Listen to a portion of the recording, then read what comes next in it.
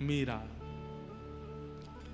जो अपने पूर्व जन्म में एक माधवी नाम की गोपी। एक बात तो आपको माननी पड़ेगी,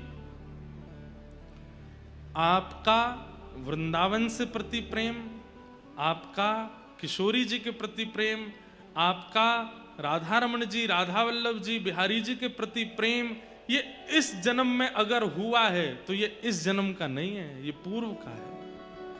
ये पूर्व से ही आपका संबंध है, पूर्व से ही वो आपको प्रिय हैं, पूर्व में कुछ तो आपने ऐसा किया है जिसके कारण ठाकुर जी आपको इतने प्रिय हैं। एक जन्म का संबंध नहीं हो सकता। हाँ, एक जन्म पहला जिसका संबंध होगा ठाकुर जी से, उसकी भावना कैसी होगी सुनो। उसको वृंदावन आकर्षण तो करता होगा, पर किसके लिए आकर्षण करता होगा?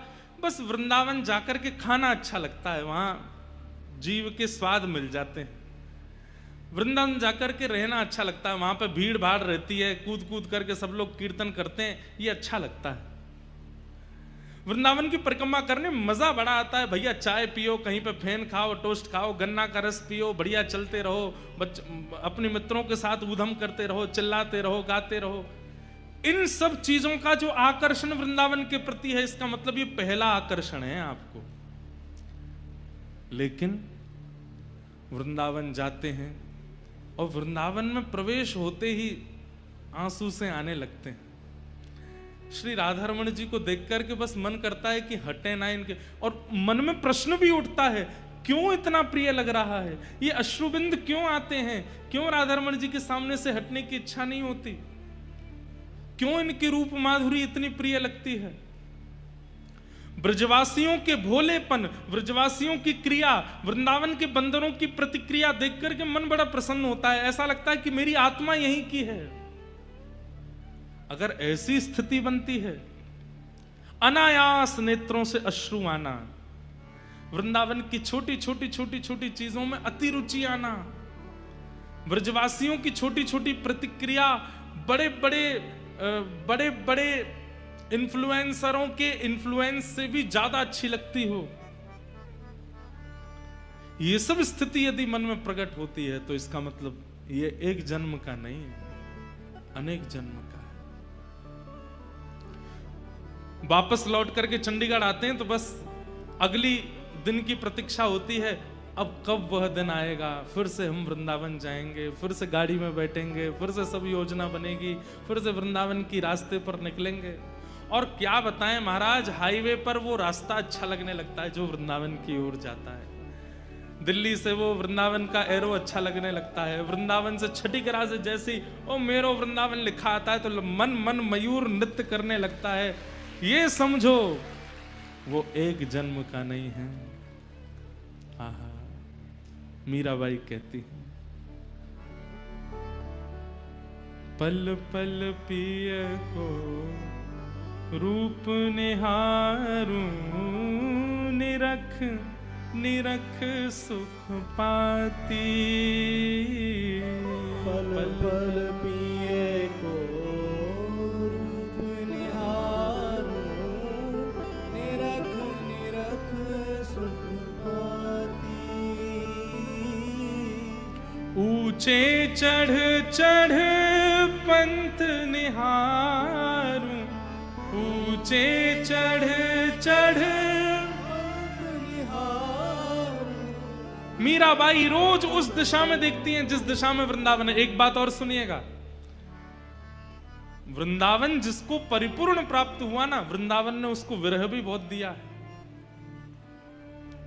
मीराबाई, मैं वर्ष तो नहीं जानता कि 35, 40, 50 कितने वर्ष मीराबाई को लगे वृंदावन पहुंचने में, लेकिन मैं इतना जानता हूं कि युवावस्था पूरी निकलने के बाद ही मीराबाई वृंदावन जा पाई।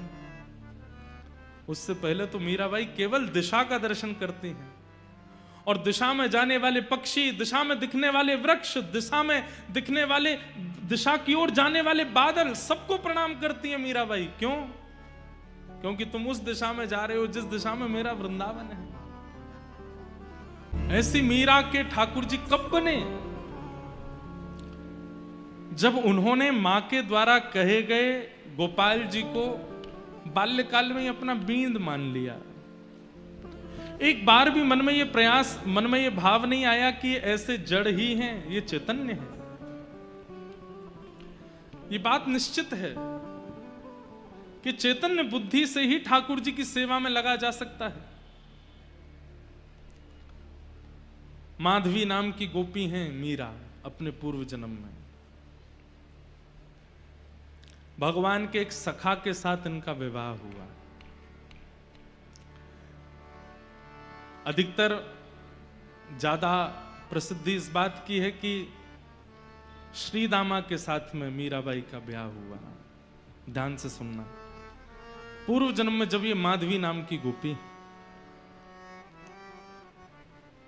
ठाकुर जी भी छोटे से हैं और उस समय में बहुत लंबी आयु के बाद ब्याह नहीं होता था, छोटी अवस्था में ही ब्याह हो जाता था। पर भगवान के जितने भी सखाए सब ठाकुर जी से बड़े हैं, सब ठाकुर जी से बड़े हैं। एक आध कोई छोटे हैं, बाकी सब ठाकुर जी से बड़े। तो ठाकुर जी के सखा का ब्याह हो गया। ठाकुर जी को पता नहीं चली, बहुत ध्यान से सुनो सब लोग, इधर देखो, ठाकुर जी को पता नहीं चली कि कब कब में ब्याह हो गया।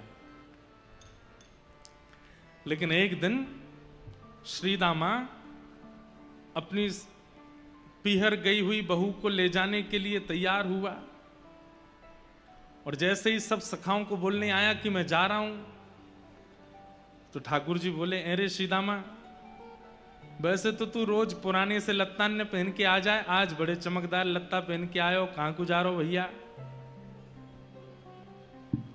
तो श्री दामा बोलो, लाला मैं तो अपनी ससुराल जा रहा हूं। ठाकुर जी बोले, जी कौन सा गांव है ससुराल? श्री दामा बोले, लाला जी गांव ना है तो कोई शहर है? बोले ना शहर ना है। तो कोई देश है? बोले ना देश ना है। तो लाला जब हम बड़े है जाए, हमारो ब्याह है जाए, तो जा कन्या ते हमारो ब्याह होवे, वाको घर हमारो ससुराल होवे, वहां जा रहा हूं। जैसे वहां माधवी रोई थी कि मेरे बींद कौन, ऐसे ठाकुर जी रोने लगे, मेरी ससुराल कहां है? श्री दामा तेरी ससुराल तो मिल गई, मेरी ससुराल कहां है? श्री दामा बोले, लाला तेरी ससुराल ना है। अच्छा ऐसा भी होता, बालक उनमें सब चिढ़ाने लगे। मधुमंगल जबरदस्ती आके बोलने लगो, लाला मेरी भी ससुराल है, पता है? वो तेरी कहां? बोले मेरी जमुना पार है, मैं हूं जाऊंगा सज धज के। इतने में सुबल आ गए, वो लाला मेरी भी ससुराल है। वो तेरी कहां? बोले मेरी मां है गिरिराज जी पर्वत के पास। इनकी है नहीं, जबरदस्ती चिढ़ा रहे हैं ठाकुर जी को। अच्छा ऐसा हो, सखान में कोई एक चिढ़े तो बाकी और चिढ़ा में वाए और चिढ़े, और ठाकुर जी चिढ़ के कछु ज्यादा ही सुंदर लगते होंगे तो सखा और चिढ़ाने लगे। अब तो तन सुखा मन सुखा धन सुखा जे हुआ है। धन सुखा बोलो मैं हूं ससुराल जा रहा हूं, मन सुखा बोलो मैं हूं ससुराल जा रहा हूं, तन सुखा बोलो मैं हूं। लाला बोले तेरी ससुराल है, पतर पूछ रहा से तेरी ससुराल है, और मैं इतनो माखन खाए खाए के हट्टो कट्टो है, मेरी ससुराल ना है अभी तक। ठाकुर जी को यह बात को आश्चर्य ज्यादा है कि तन सुखा की भी ससुराल है और मेरी ससुराल ना है। आज ठाकुर जी घर आए, दूर आकर के बैठ गए मुंह फुलाए के। नहीं तो रोज लौट के आमे मैया के कभी कंधा पे चढ़ जाएं, कभी गोद में बैठ जाएं, कभी लेट जाएं, कभी कछु खींचें, कभी कछु करें। आज चुपचाप बैठे। मैया ने पीछे मुड़ के देखी, बोले हैं लाला तू कब ते आए के बैठो है? सो ठाकुर जी मोह इधर करके बैठ गए। अरे जाके आवे ते पूरे नंद भवन में भूचाल आ जाए, वाके आवे ते आज कोई को पता ही नहीं चली है। अरे लाला ऐसो माटी को मथोना बने, काय को बैठो, काय को? मैं बात ना कर रहा हूं मैया। मैया गोद में ले रही है, कभी हाथ पकड़ रही है, ठाकुर जी छूट छूट के भाग रहे हैं। मैया बोली कहा बात है लाला? रोने लगे, और ऐसे रोने लगे कि सिसकी आने लगी ठाकुर जी को, जैसे सांस रुके ऐसे ठाकुर जी रोवे। मैया बोली कौन ने मारो? मधुमंगल ने मारो तो कुछ श्रीदामा ने मारो, कौन से सका ने? मुझको नाम बतावा को अभी जाके देखूं, काय को रोवे?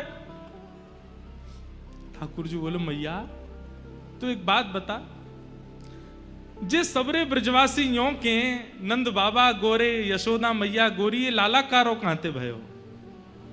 इस सबरे मुकु यों तानो दें कि मैं तेरो छोरा नाऊं, और मैया आज मुकु या बात पे भरोसा हैगो कि मैं वास्तव में तेरो लाला नाऊं। मैया बोली ऐसो काहे को सोचे, ऐसो काहे गो लाला, तू यों काहे को सोचे। बोलो मैया श्री दामा की ससुराल, मधुमंगल की ससुराल, सुबल तो तन सुखा मन सुखा, और सबसे बड़ी आज वो तन सुखा क्यों ससुराल है, पतरो सो वा क्यों ससुराल है। और मैया मैं ऐसो प्यारो दुलारो ऐसो सुंदर सो मेरी अभी तक ससुराल ना है। या बात को सुन करके मैया तो लाला को हृदय से लगा, अरे मेरो लाला झूठ बोले हैं दारी के, श्रीदामा की ससुराल है बाकी इनकी ससुराल ना है लाला, बाकी सबरे तो झूठ बोल रहे हैं तोते। मैया तेरी भी ससुराल है। मैया बोली लाला जे घर मेरो ससुराल ही है। अच्छा मैया और नंद बाबा क्यों ससुराल है। बोले हाँ उनकी ससुराल है। और दाऊ दादा की। बोले ना दाऊ दादा की ना है। ठाकुर जी कूद के गए दाऊ दादा के पास, दाऊ दादा को हाथ पकड़ के लाए, भैया चल। बोले कहाँ, घर छोड़ के जा रहे हैं, ससुराल ढूंढ के आवेंगे अपने। मैया यशोदा बोली लाला तू कैसी बात करे। अब तो ठाकुर जी हट करन लगे, सिर मूड़ मारन लगे पृथ्वी पे, और बोले भोजन ना करूंगो, सोऊंगो ना, तेरी गोद ना आऊंगो, कछु ना करूंगो, पहले मेरी ससुराल बता कहाँ है। और मैया अगर तेने मुंह को मेरी ससुराल नहीं बताई तो मैं श्रीदामा की ससुराल छीन लूंगो, भाई को अपनी ससुराल बना लूंगो। मैया ने जैसे तैसे करके बोले अच्छा एक काम कर। बोले कहा श्रीदामा जब अपनी बहू लेके आ जाएगो, अपनी ससुराल से वापस आ जाएगो, तो बाकी बहू देख लियो, वैसी बहू तेरे काजे ले आऊंगा। ठाकुर जी बोले जे बहू कौन होवे मैया। मैया बोली ये और मैंने औगार लगा ली। औगार समझे, ये ब्रज भाषा है। औगार मतलब अब कैसे समझाएं औगार क्या है। जो बला, ये और मैंने बला लगा ली। पहले ही ससुराल के काजे लड़ रहा हो, बहू और बताओ कौन है। मैया बोली लाला। इतने में नंद बाबा आगे बोले मैं बताऊं लाला, यहां पे आ। गोदी में बैठ गए। बोलो लाला तेरी मैया है ना। बोले हाँ। जे मेरी बहू है। बाबा मेरी मैया तुमने बहू बना ली और तुम्हारी मैया मैं बहू बनाऊंगा। तुम्हारी मैया कहाँ है, अपनी मैया बताओ, उनको मैं बहू बनाऊंगा। सब लोग ठाकुर जी की बात सुन के ऐसी मधुर बात करें। इसीलिए तो श्रीमद् वल्लभाचार्य जी कहते हैं अधरम मधुरम वदनम मधुरम हसितम मधुरम चलितम मधुरम नयनम मधुरम रेणुम मधुरम मधुराधिपते अखिलम मधुरम। भैया द्वारिका के श्री कृष्ण वो राजा हैं, जगन्नाथपुरी के श्री कृष्ण वो जगन्नाथ हैं, वो नाथ रूप में विराजमान है। बद्रीनाथ के श्री कृष्ण तपस्वी भगवान हैं, दक्षिण के रंगनाथ हैं, लेकिन हमारे वृंदावन के वो तो ऐसे ही हैं। उनके सामने जाकर के लोग बाग कितनी बड़ी बड़ी बातें करते हैं, हमारो बिजनेस चलवाए दो, हमारे काम बनवाए दो, हे बिहारी जी हमारो। बिहारी जी नाए जाने कायते बिजनेस के, बिहारी जी नाए जाने ये सब कहा बात कर रहे हो।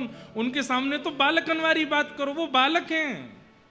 वृंदावन के श्री कृष्ण तो मधुर कृष्ण हैं, उनके सामने जाकर के सारे संसार के प्रपंचों की चर्चा मत करो।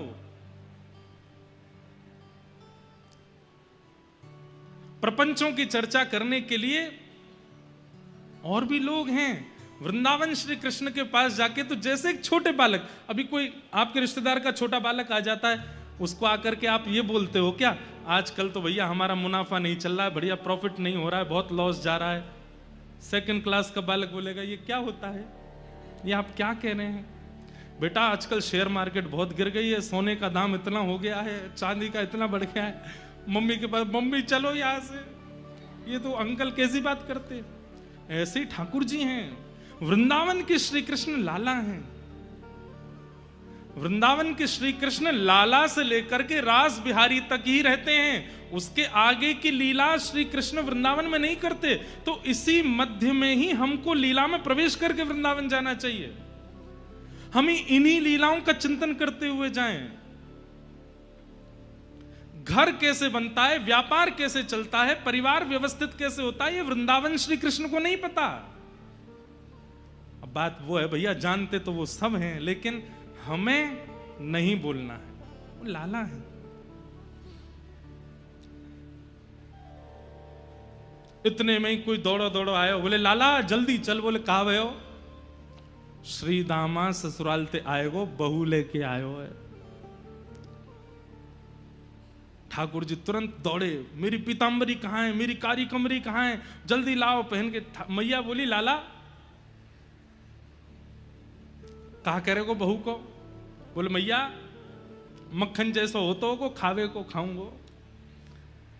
लाला बहू खावे की चीज ना है, बहू तो देखवे की है, और फिर तेरा ब्याह है जाएगा ना, फिर तू सब समझ में आ जाएगी। ठाकुर जी दौड़ करके गए, यहां श्री रामा अपनी बहू लेके, माधवी लेके आयो है। माधवी की माता जी ने माधवी को समझा के भेजा। बोले तू वापस अपने ससुराल जा रही है? बोले हाँ। सब चीज को ध्यान रखियो लाली, सास की बात मानियो, ससुर की सुनियो, पति की यूं करियो, आदि आदि सब बातें कहीं। और बोली तू एक बात तो गांठ बांध के जा। बोले कहा? बोले तेरे जो पति हैं श्रीदामा, इनको एक सखा है, वाको नाम है कन्हैया। बोला हाँ। चाहे कछु है जाए, जीवन भर तो को घूंघट में ही बूढ़ो है नो पड़ जाए, घूंघट में ही रही आई हो, लेकिन वाकू अपना मुख मत दिखाइयो। क्यों मैया? अरे मैंने ऐसी सुनी है कि वृंदावन में वो कन्हैया नेक्सो वो जाको मुख देख ले या जाको अपना मुख दिखाई दे, वाको पातिव्रत धर्म आदि सब नष्ट हो जाए, वो वही को है कि रह जाए। माधवी ने तो तभी घूंघट कर लियो, और घूंघट करके गांठ बांध दी। बोले मैया मैं सौगंध खा के कह रही हूं, मुख नहीं दिखाऊंगी। बंधुओं एक बात बोलें, माताओं का बहुत बड़ा रोल होता है अपनी बेटी के ससुराल को सुरक्षित करने का। बेटी के मतलब बेटी की मां का, उसकी कैसी शिक्षाएं बेटी लेती है और अपने ससुराल में जाकर के कैसा व्यवहार करती है, इस पर मां को बहुत ध्यान देना चाहिए। आप कहेंगे महाराज जी ये बेटान ने क्यों नहीं समझाओ, बेटी ने क्यों समझाते रहते हो मंच से? भाई देखो समझाया उनको जाता है जिनके ऊपर जिम्मेवारी होती है। जो खाली बैठे रहते हैं उनको क्या थोड़ी समझाया जाता है? जिन पर कोई काम धंधा ही नहीं है, वो बस बैठने आए हैं, ऊधम करने आए हैं, ऐशो आराम करने आए हैं, उनको क्या समझाना है? पर जिनको संभालना है, जो व्यवस्था प्रमुख है, उनको समझाया जाता है। माताओं के ऊपर बहुत बड़ा दायित्व है, इसलिए उनको समझाते हैं, समझाया। लेकिन ऐसी शिक्षा नहीं देनी चाहिए जैसी माधवी की मां ने दी है। उनसे मत बोलना, उनके प्रति ऐसा व्यवहार रखना, वो कुछ भी कहें तुम ये करना, ऐसा ये सब नहीं है। अनाचार अत्याचार किसी को सहना नहीं चाहिए। अगर ससुराल में अनाचार अत्याचार होता है तो उसके प्रति आपको कदम उठाना चाहिए, लेकिन कई बार ससुराल पक्ष के लोगों का व्यवहार अलग अलग होता है। नया घर है ना आपके लिए, तो उस व्यवहार को समझना चाहिए कि भाई सब लोग हमारे अनुकूल नहीं हो सकते, हम थोड़ा समझें इनका व्यवहार, इनकी विचार, और उसके अनुकूल से हम फिर प्रतिक्रिया दें। हाँ, वो विचार अत्याचार में अगर परिवर्तित हो जाए तो फिर कदम उठाना भी चाहिए, लेकिन केवल आपके विपरीत स्वभाव वाला है और आप उसी से ही उखड़े उखड़े रहोगे तो फिर कैसे गृहस्थ आश्रम चले? सबका स्वभाव अलग होता है, थोड़ा समझना चाहिए। माधवी को समझाया कि तू कन्हैया को मुख मत दिखाना। माधवी ने गांठ बांध ली, बोले कि कोई बात नहीं मैया, आप तुम यही देखना। निकल पड़ी अपने ससुराल की ओर। यहां बीच रास्ते में ठाकुर जी आ गए और ठाकुर जी ने आके कही, अरे सीदामा आए गए हो? बोले हाँ। कैसी लगी ससुराल? बोले लाला जब मिलेगी तो को तो पता चलेगी कितना सुख मिले ससुराल जावे में। ससुराल जाने में इतना अच्छा क्यों लगता है लोगों को? अभी तो ब्याह के बाद ही पता चलेगी, लेकिन फिर भी मन में भाव आता है कि सबको ससुराल, भले ही 4-5 दिन नहीं नहाता होगा, लेकिन जिस दिन ससुराल जाना होगा उस दिन जरूर स्नान करता है, नए वाले कपड़े पहनता है, बढ़िया सुंदर जो है दाढ़ी वाड़ी बना लेता है कि ससुराल जाना है। क्यों? घर में क्यों नहीं रहते ऐसे? क्योंकि ससुराल में मान मिलता है और मान व्यक्ति को प्रिय होता है। बहुत बड़ी बात है। मान जहां भी मिलेगा व्यक्ति को वो अच्छा ही लगेगा, और जहां मान नहीं मिलता हो वहां जाने की किसी के घर में कोई मान नहीं करता, सम्मान नहीं करता, इसलिए घर में मन नहीं लगता लोगों का। लेकिन वही मान सम्मान प्रेम घर में होने लग जाए तो घर से कौन जाए?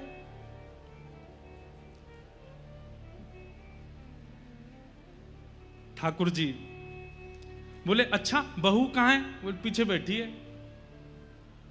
सीधामा ने इशारा कियो, बोले अरे माधवी मेरो सखा है कन्हैया, या को मुख दिखाए दे। जैसी सुनी कन्हैया आ रहे हैं महाराज, घूंघट लेकर के ऐसे पकड़ करके माधवी बैठ गई। बोले ये तो वही है जिसके लिए मैया ने मना किया, हाथ पांव कांपने लगे। जिनका मुख देख करके सारी पीड़ाएं दूर हो जाती हैं, सारे कंटक दूर हो जाते हैं, वो सामने खड़े हैं और माधवी अपना मुंह बंद करके घूंघट करके आंख बंद करके खड़ी है। नंद जी को छैया बलभद्र जी को भैया लाल, या को मुख देखे ते कटत यम फंद। जिसका मुख देखने से यमराज के फंदे कट जाते हैं, उसके मुख को देख करके माधवी मुख देख रही है अपना।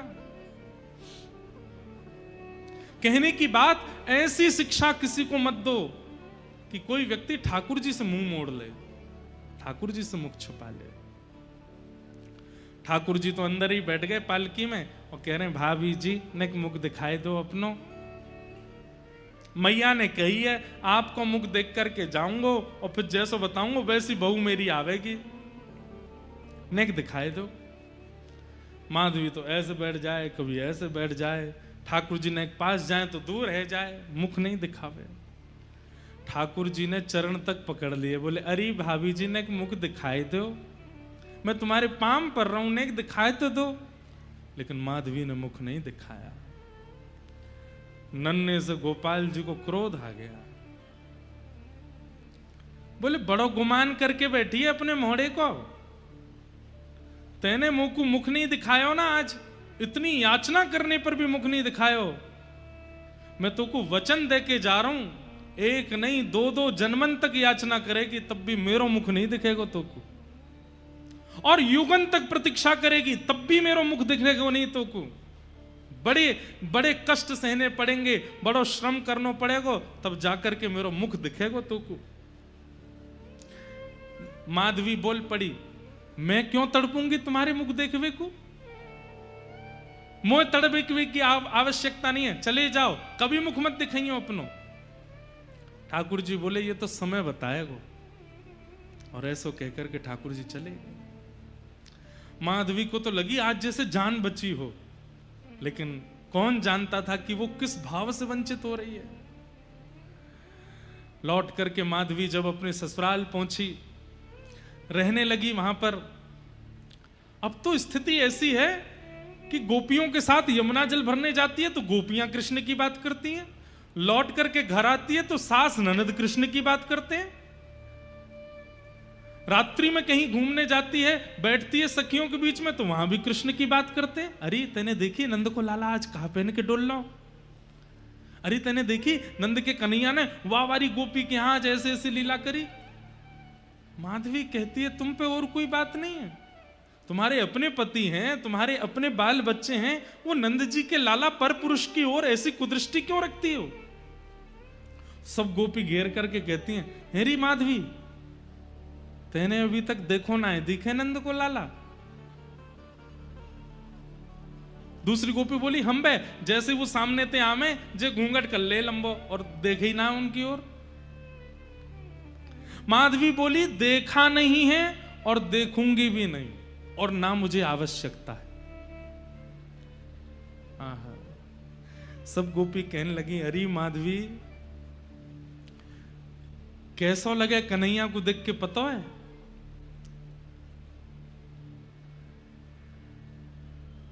जैसे अंधे को मिल जाए ज्योति, निर्धन को मिले हीरे मोती, जैसे पतझड़ में फूल खिल गया मेरा सांवरा मुझे मिल गया। जैसे प्यासे को पानी मिल जाता हो, अंधे को नेत्र मिल जाते हो, निर्धन को मोती रत्न मिल जाते हो, और पतझड़ में फूल प्रकट हो जाते हो, ऐसा ही लगता है कृष्ण को देख करके, कृष्ण को सुन करके, कृष्ण के बारे में जान करके। माधवी उठ खड़ी हुई, ना तो मैं अंधी हूं, ना मैं बहरी हूं, और ना मैं प्यासी हूं, तुम देखो मुझे नहीं देखना। अब तो माधवी अकेली जाती है जल भरने के लिए, अकेली बैठी रहती है। क्यों? सबके बीच में जाऊं तो कृष्ण की बात करते हैं। ठाकुर जी दो कोई मिलते हैं, एक बात तो लिख ही लेना, या तो वो जो 24 घंटा इनको सोचते रहे, और या वो जो इनते दूर ही दूर भागे। ये दो कोई मिलते हैं, बीच वाले तो कई बार मझधार सी में ही रह जाते हैं। ये दो कोई पकड़ते हैं, या तो एक वो जो श्वास श्वास पे इनको बचता है, या एक वो जो इनसे जितना हो सके दूर भागने की कोशिश करता है, उसी को पकड़ते हैं। आज ठाकुर जी ने मन बना लियो कि आज या माधवी को अपने रस को आस्वादन कराऊं। अब देखो लीला रूप में तो कुछ भी चल रहा हो, लेकिन ठाकुर जी को पूरे विश्व को प्रेम की पराकाष्ठा दिखानी है मीरा के रूप में, इसलिए मीरा का निर्माण कर रहे हैं ठाकुर जी। आज ठाकुर जी ने मन बना लिया, बोले आज या माधवी को दिखाई दूं मैं। रात्रि में सोई है, और तभी सोते हुए ठाकुर जी ने अपना जैसे मानो जैसे प्रेम जाल फैला दिया हो आसपास। रात्रि के 2-2:30 बजे हैं, और 2-2:30 बजे ही माधवी को ऐसा लगने लगा कि भोर हो गई है और मेरे जल भरने जाने का समय हो गया है। और उठ करके खड़ी हो गई माधवी, तुरंत अपने वस्त्र आभूषण पहने और पहन करके मटकी लेकर के निकल पड़ी यमुना जी की ओर।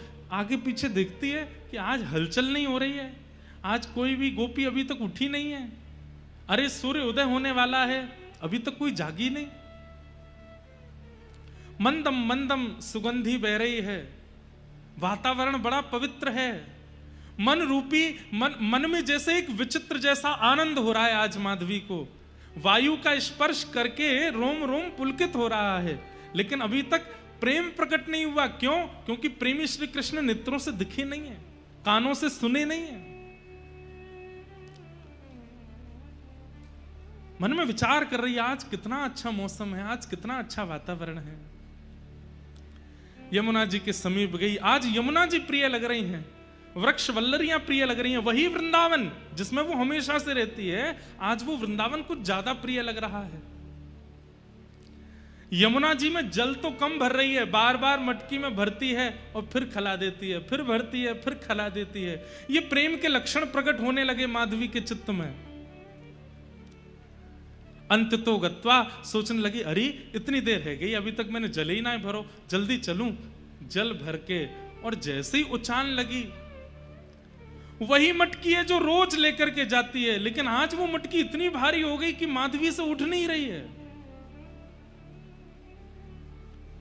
खूब प्रयास कर लिए, कभी इधर से उठावे, कभी उधर से उठावे, कभी नीचे से उठावे, लेकिन मटकी ना उठे।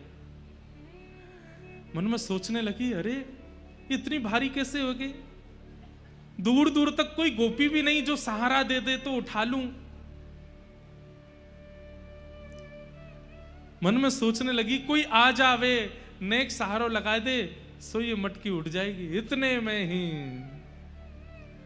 ललित गति विलास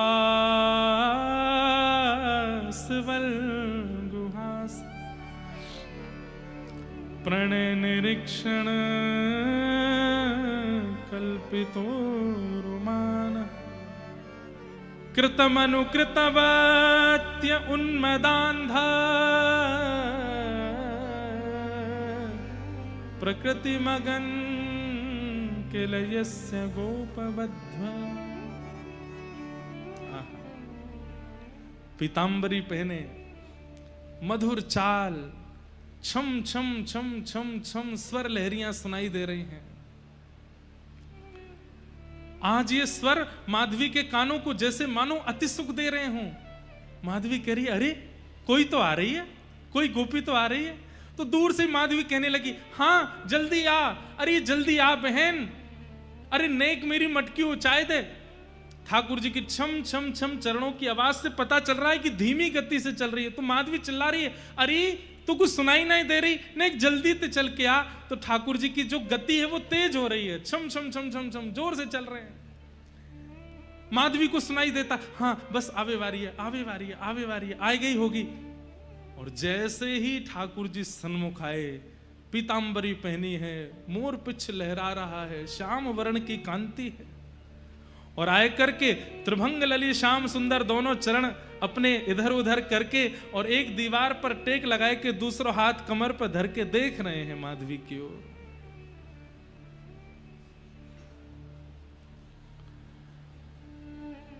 मीराबाई कहती हैं, जब मीरा के रूप में उनको माधवी का चिंतन हुआ तब मीराबाई ने ये पद गाया। हूं जल भरने जात थी सजनी, कलश माथे धार्यो। हूं जल भरन जात थी सजनी, कलश माथे धार्यो। तभी सांवरी सी किशोर मूरत, सांवरी सी किशोर मूरत, कछुक टोनो कर डारो, कछुक टोनो कर डारो। मुझ पर कोई टोना कर दिया। अब तो नेत्र खुले रह गए, मुख खुला रह गया, हाथ मटकी पकड़े रह गए, सांस मानो जैसे थमसी गई हो, कुछ सोच नहीं रही है, कुछ विचार नहीं कर रही है, बस रूप माधुरी का दर्शन और नेत्रों से बिंदु गिर रहे हैं अश्रु के। रोम के अलग अलग अंग पर पुलकित हो रहे हैं, जैसे मानो रोए खड़े हो रहे हैं मीराबाई के। बंधुओं, ये भाव इसलिए सुनिए कि कभी श्याम सुंदर आ गए तो ऐसा ही होगा। सुध ना रही तन मन की, सब बिसर गयो बारो, कछुक टोनो कर डारो। भूल गई, भूली री भवन में तो बावरी बहीरी, कृष्ण नाम जपते श्रवण सुनोरी आली। भूल गई, ये तक भूल गई कि मैं कौन हूं, मैं कहां हूं, मैं क्या कर रही हूं, ये क्या हो रहा है, सब भूल गई। बस नेत्रों में कृष्ण, मन में कृष्ण, बुद्धि में कृष्ण, रोम रोम में कृष्ण, वो छवि। और उसके बाद तो मंद मंद ठाकुर जी मुस्कान लगे और मुस्काए करके कह रहे हैं, उठाए ले। माधवी करिए क्या? अरे मटकी उचाए ले। अच्छा उचाए लो? बोले हाँ। आप उचवाए दो? ठाकुर जी बोले मैं उचवाऊं? बोले हाँ। जैसे ही ठाकुर जी सन्मुख गए, छोटे से गोपाल जी, माधवी उन्हीं को देख रही है, कुछ चिंतन नहीं चल रहा है।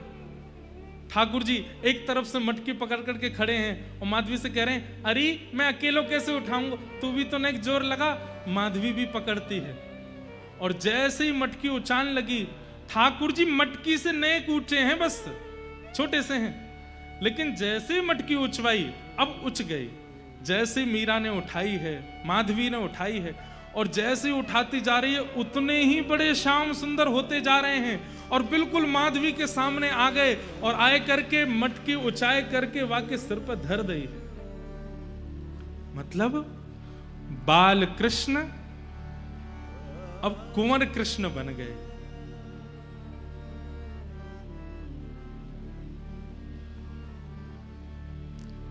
नेत्रों के ठीक सामने खड़े, होठ कांप रहे हैं, हाथ कांप रहे हैं, सोच नहीं पा रही है, सुध बुध नहीं है तन में।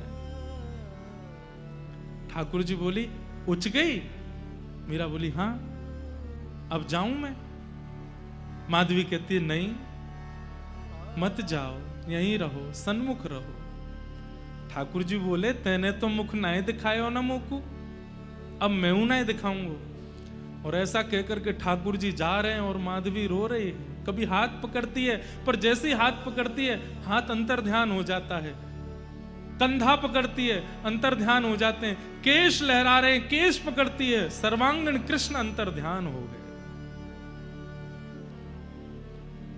अब तो वो माधवी व्याकुल हो गई, मटकी दूर गिरी है, जल फैल गया है, ढूंढ रही है, कभी किसी गली में जाती है, कभी किसी द्वार पर, अभी आधी रात हो रही है, सब ब्रजवासी सो रहे हैं और माधवी ढूंढ रही है, कहां चले गए श्याम सुंदर। नंद नंदन पिया कपट जो कीनो, नंद नंदन पिया कपट जो कीनो, निकल गयो निकल गयो निकल गयो छल करके, जादू करके, जादू करके, जादू करके, हो जादू करके, हो पिया कित गयो जादू करके, जादू करके, कित गयो जादू करके। बस निर्माण हो गया एक प्रेम की ऐसी धारा का, जिस धारा में आज तक गोते लगा करके कितने जीव प्रेम की गति को प्राप्त कर लेते हैं। मोर मुकुट पीतांबर सोहे, मोर मुकुट पीतांबर सोहे, मोर मुकुट पीतांबर सोहे, मोर मुकुट पीतांबर सोहे। कबहु न मिले, कबहु न मिले, कबहु न मिले अंग भर के, जादू करके, जादू करके, जादू करके, हो जादू करके, हो पिया कित गयो जादू करके, जादू करके, कित गयो जादू करके। मेरा दासी शरण जो आई, मेरा दासी शरण। सब लोग बंधुओं, आपको पता है ये जो अभी हम सुन रहे थे ना, ये अंतिम दर्शन था ठाकुर जी का। इसके बाद मीराबाई को कम से कम 10,000 साल तक ठाकुर जी नहीं दिखे। ये अंतिम दर्शन था मीराबाई का। इसके बाद पदों में जो भी गाया मीराबाई ने, वो इसी दर्शन का भाव गाया है। यही दिखे हैं बस ठाकुर जी, इसके बाद दिखे नहीं है ठाकुर जी। इतना लंबा विरह शायद किसी ने नहीं सहा होगा जितना लंबा विरह मीरा ने सहा। मेरा दासी शरण जो आई, मेरा दासी शरण जो आई, मेरा दासी शरण जो आई, मेरा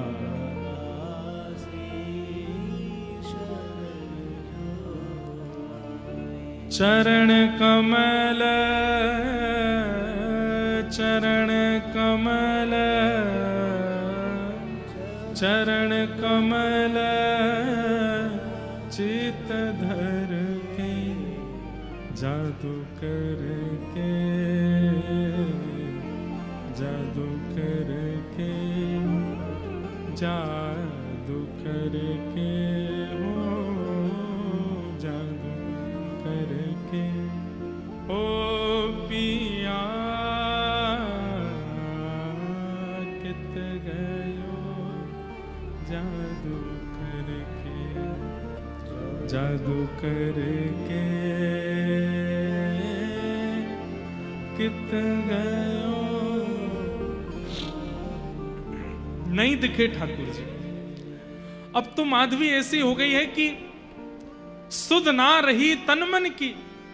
अब तो भोर हो गई, सब गोपियां सामने से आती हैं तो माधवी स्वयं को छुपाती है, नेत्रों के अश्रुओं को छुपाती है, अपनी मन की स्थिति को छुपाती है, हाथ पैर कांपते हैं उसके। भोजन बनाती है पर भोजन बन नहीं पाता, रोटी बनाती है तो रोटी जल जाती है, श्रृंगार करती है तो श्रृंगार नहीं कर पाती है, कोई काम सही से बन नहीं पाता मीराबाई से, माधवी से। और बस अब ये भी उसको मन में भाव आता है कि मैं इन गोपियों से कैसे पूछूं कि ठाकुर जी कहाँ हैं। और ये गोपियां कभी ठाकुर जी को देखने जाती भी हैं तो माधवी को संग लेके नहीं जाती, क्योंकि सबको पता है कि ये तो चाहती नहीं देखना। तो माधवी भी कहने में झिझकती है कि मैं कैसे कहूं कि मुझे ले चलो, पहले मैंने इतनी बुराई जो की है। छिप कर के कभी माधवी जाती भी है तो ठाकुर जी का दर्शन नहीं होता। धीरे धीरे ठाकुर जी बड़े हो गए, 7 वर्ष की आयु जब हुई और इंद्र पूजा मिटा करके जब ठाकुर जी ने गिरिराज पूजन कराया, सब ब्रजवासी गोवर्धन गए, उनमें माधवी भी गई है। आज माधवी के मन में एक आशा है, आज कृष्ण दिखेंगे, आज श्याम सुंदर दिखेंगे, आज मुझे कन्हैया जरूर दिखेंगे। लेकिन लाखों की तादाद में ब्रजवासी हैं, उनमें कभी पीतांबरी दिखती है दूर से, कभी एक भुजा दिख जाती है, कभी कोई उंगली दिख जाती है, कभी केश दिख जाते हैं, पर मुखमंडल नहीं दिख रहा। ऐसी योजना बनती है कि मीराबाई जितना भी घूम घूम के आती है माधवी, ठाकुर जी को देख ही नहीं पाती।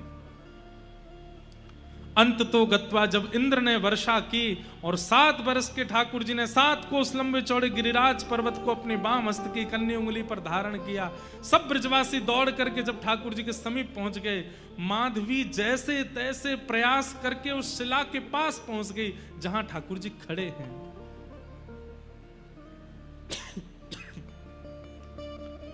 और जैसे ही उस शिला के पास पहुंच करके नेत्र खोल करके देखा है, जैसे ही ठाकुर जी की ओर देखा तो बाहर तो इंद्र वर्षा कर रहे हैं, इतना जल गिर रहा है, पर मीराबाई के नेत्रों में इतना जल आने लगा, माधवी के नेत्र इतने जलों से भर गए, बार बार पहुंचती है पर जैसे ही खोलती है मानो जैसे आंसुओं की पिचकारी चल रही हो नेत्रों से, देख नहीं पा रही ठाकुर जी को, चरणों में गिर गई, लिपट गई, बोले नाथ मुझे क्षमा कर दो, मुझे पता है आप मुझसे नाराज हैं, आप मुझसे रूठ गए, इसलिए मेरी ऐसी स्थिति कर दी है कि सब देख रहे हैं आपको पर मैं आपको देख नहीं पा रही हूं, मुझे आपका दर्शन नहीं हो रहा है।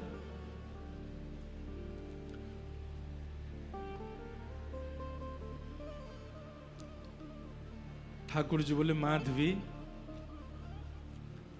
अब तो तोको मेरे दर्शन के काजे प्रतीक्षा करनी पड़ेगी।